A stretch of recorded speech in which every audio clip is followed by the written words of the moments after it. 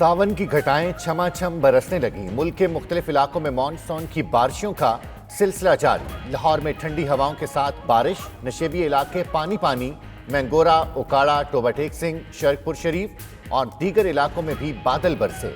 सरगोदा में तेज हवाओं के साथ रिमझिम, पिंडी भट्टियां, जलालपुर भट्टियां, सांगला हिल, चीचावतनी, सफराबाद, कोटरा दाकिशन में भी मूसलाधार बारिश। कराची में अंधेरों की जिम्मेदार के इलेक्ट्रिक ही करार। जराये के मुताबिक नेपरा तहकीकाती टीम ने बिजली बहरान पर के इलेक्ट्रिक के खिलाफ कार्रवाई की सिफारिश कर दी। रिपोर्ट के मुताबिक बिजली बहरान की वजह ईंधन की कमी है। के इलेक्ट्रिक का जवाब गलत है।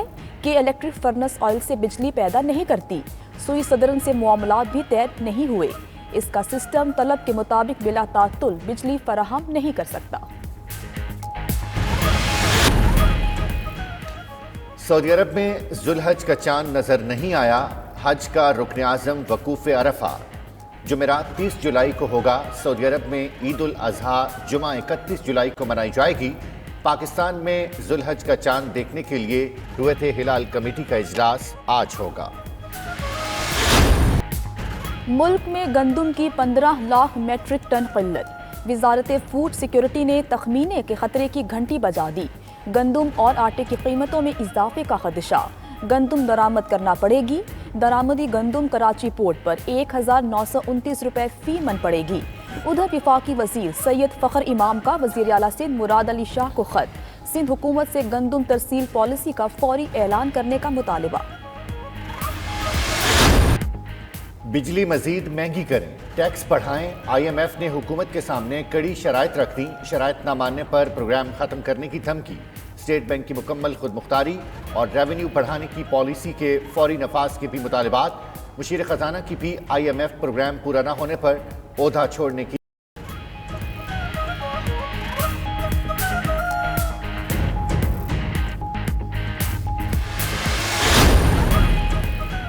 ऑपोजिशन का बड़ा इकट्ठ बड़ी ईद के बाद होगा। हुकूमत को टफ टाइम देने का लाहे अमल तय किया जाएगा। नून लीग की वफ्द की बिलावल भुट्टो से मुलाकात में all parties conference Eid ul Azha के बाद बुलाने पर इत्तफाक। एहसन इकबाल कहते हैं कि कोशिश है हुकूमत को जल्द फारिग किया जाए। फ़खर जमान कायरा बोले इमरान खान भी जल्द जाने के मूड में हैं।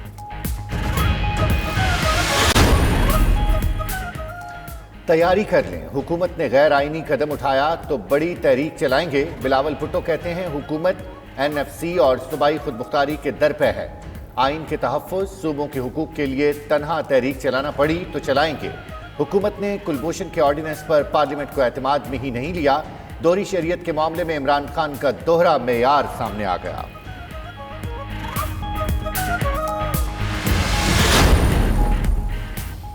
APC की बातें तो बहुत अरसे से जारी हैं, लेकिन अपोजिशन इंतशार का शिकार है।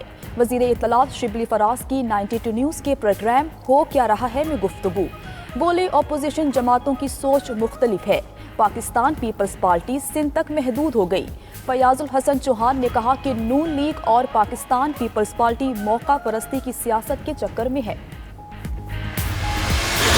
वो लोग बना लिए जो यहाँ पे पाकिस्तान में ड्यूल नेशनलिटी के ऊपर लूटमार करने आए हुए हैं और नॉन इलेक्टेड लोगों को उस कमेटी में डाला गया। जनाबे वाला, काबीना कभी नॉन इलेक्टेड लोग काबीना में नहीं बैठ सकते। जब इन दो ऐवानों के मेंबरान जो हैं वो ड्यूल नेशनलिटी नहीं रख सकते तो कैबिनेट में बैठा हुआ बंदा किस तरह ड्यूल नेशनलिटी रख सकता है? दोहरी शरीयत वाले सरजमीन पर लूट मार करने आए हैं। ख्वाजा आसिफ का कौमी असम्बली में इजहार ख्याल। बोले जब रुकने पार्लियामेंट दोहरी शरीयत नहीं रख सकता तो काबीना में बैठा शख्स कैसे रख सकता है? मौजूदा काबीना में ऐसे लोग सिर्फ इसलिए हैं कि वो किसी के चहीते या ATM हैं। ऑपोजिशन ऐसे नहीं चलने देगी, हर महाज पर इसकी मज़ाहमत करेगी।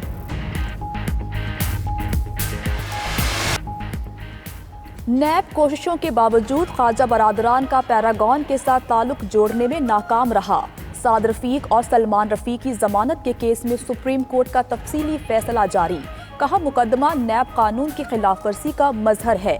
बुनियादी हुकूक और आज़ादी से महरूमी और इंसानी अजमत की तौहीन की क्लासिक मिसाल है।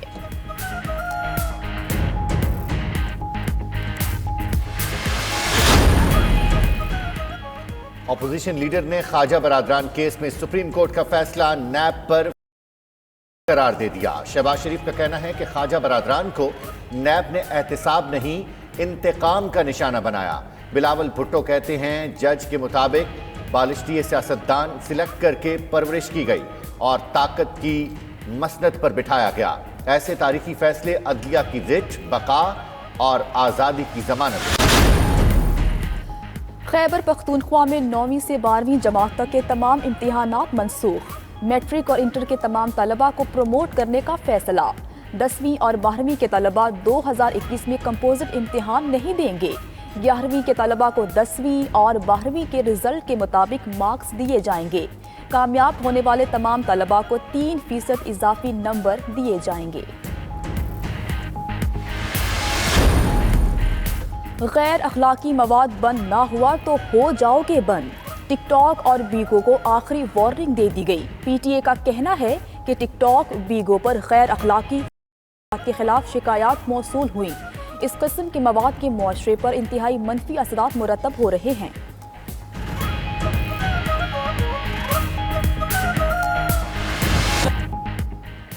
और आलमी शोहरत याफ्ता सना खान, सूफी गुलकार और मौसीकार समी यूसुफ की आज 40वीं सालगिरह। समी यूसुफ ने मशरकी और मगरबी मौसीकी की इम्तिजाज से खूबसूरत कलाम पेश किया। पाकिस्तान समेत दुनिया भर में उनके करोड़ों मद्दाह हैं। मगरबी मीडिया ने उन्हें मुस्लिम दुनिया के किंग ऑफ पॉप का खिताब दिया।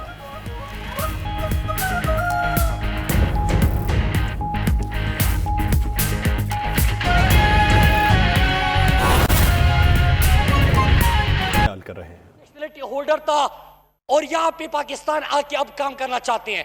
दुख सबसे बड़ा मुझे क्या स्पीकर साहब कि ये बंदा खुद वजीर खारजा, खुद वहां पे पानी और बिजली का वजीर और इकामा रखा हुआ था। हफ्ते में 5 दिन नौकरी कर रहा था किसी और मुल्क के लिए। स्पीकर साहब कि मुल्क का वजीर खारजा होते हुए आप किसी और मुल्क का इकामा भी रखे, 15-20 लाख रुपए आपको माहवार भी मिले।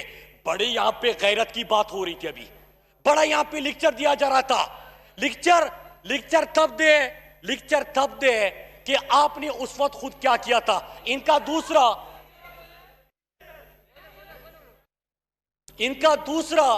जो वजीर था वो भी वहां पे इकामा होल्डर था, बल्कि बाकी तो छोड़े, इनका तो वजीर आजम भी इकामा होल्डर था। स्पीकर साहब यहां पे अभी बात कर रहे थे तो कि इनको इस चीज का है कि इमरान खान ने तो मुआविन खुसूसी और एडवाइजर के असासे और शहरियत डिक्लेयर कर दी। अब हमारा मुतालबा है कि आपकी तमाम पार्टी उहदेदारान भी नेशनलिटी और असासे डिक्लेयर कर दें। खौफ और दुख इस चीज का है स्पीकर साहब, और इस मुतालबे से स्पीकर साहब हम पीछे नहीं हटेंगे कि जो भी मुल्क के किसी बड़े ओहदे पे फाइज रहा या रह चुका है वो अपने असासे और नेशनलिटी कौम के सामने रखेगा। स्पीकर साहब उसके बाद एक और बात हुई कलभूषण के हवाले से। स्पीकर साहब इन्होंने सोशल मीडिया के ऊपर ट्रेंड भी चलाया था। क्या इन्होंने कौम को यह बताया कि उसमें है क्या? इंटरनेशनल कोर्ट में है, आपका केस लड़ा जा रहा था, उसमें क्या बात हुई है? लेजिस्लेशन के हवाले से क्या कुछ हुआ है? मुल्क की बेहतरी हुई है कि नुकसान हुआ है? इसके ऊपर कोई डिबेट करते, कोई हमें दलील देते, कोई तजवीज देते। लेकिन स्पीकर साहब क्या तजवीज देते कि इंटरनेशनल कोर्ट में जो इंडिया की वकील ने वहां पे वीडियो और स्टेटमेंट पाकिस्तान के खिलाफ इस्तेमाल किया वो मेरा और आपका नहीं है, नवाज शरीफ का स्टेटमेंट इस्तेमाल किया।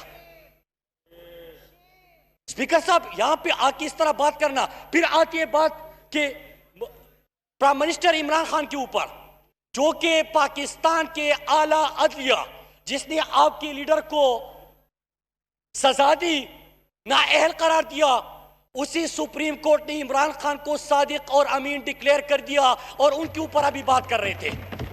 स्पीकर साहब जब बात कर रहे थे मैं जरा आपसे इनसे सवाल करता हूं, ये मौसूफ वो थे, ये इदारों के ऊपर कभी डिबेट नहीं चाहेंगे, प्राइवेटाइजेशन के ऊपर आज होना ही चाहिए था कि हमें आईना दिखाते, हमसे सवाल करते, हिकमत अमली के ऊपर बात करते, उसके ऊपर सवाल उठाते, फिर तजावीज सामने लेके आते कि मुल्क के इदारों को किस तरह बेहतर बनाया जा सकता है। स्पीकर साहब वो नहीं किया, बड़े दबंग अंदाज में गुफ्तगू कर रहे थे।